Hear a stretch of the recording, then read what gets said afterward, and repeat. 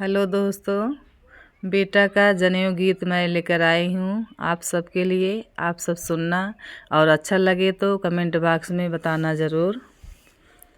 नदिया के तीरे तीरे बरुआ फिरई के ऊपर उतारई हो।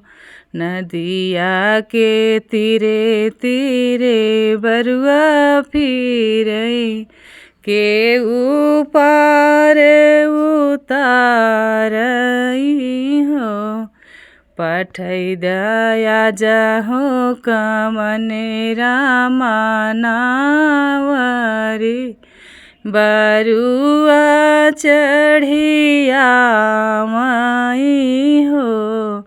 पठै दया जहो कमने रामा नावरी बरुआ चढ़िया माई हो।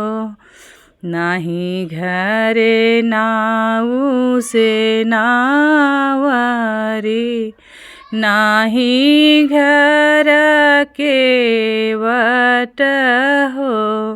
जे करे जनेउआ के साध पवड़ी दहया मई हो। जे करे जनेउआ के साध पवड़ी दहया मई हो।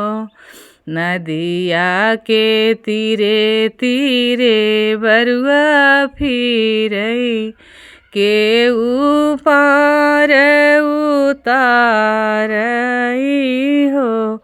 पठै दा पापा हो कवने रामा नावरी बरुआ चढ़िया मई हो।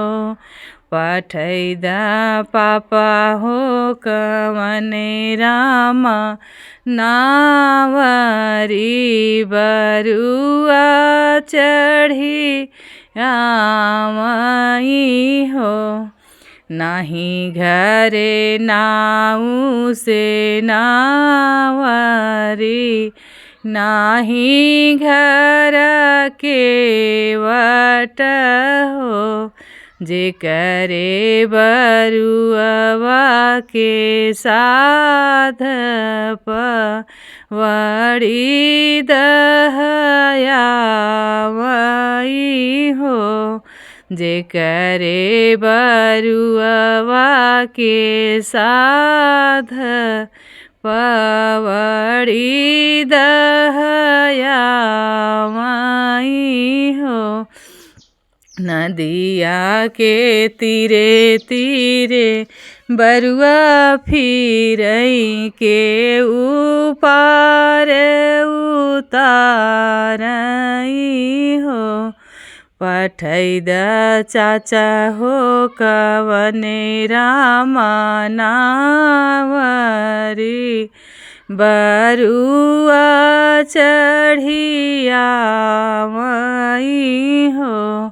पठै दा चाचा हो कवने रामा नावरी बरुआ चढ़िया मई हो।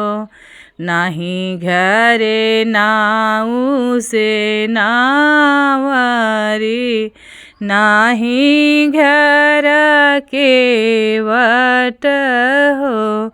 जे करे बरुआ के साध पवड़ी दहया मई हो। जे करे बरुआ के साध पवड़ी दहया मई हो। नदिया के तीरे तीरे बरुआ फिरई के ऊपर उतारई हो।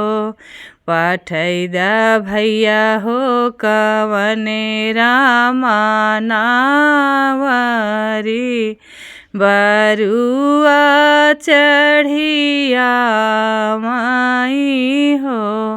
पठैदा भैया हो कवने रामा नावरी बरुआ चढ़िया माई हो। नाही घरे नाऊ से नावरी नाही घर के वट हो। जे करे बरुआ के साध पवड़ी दहया माई हो।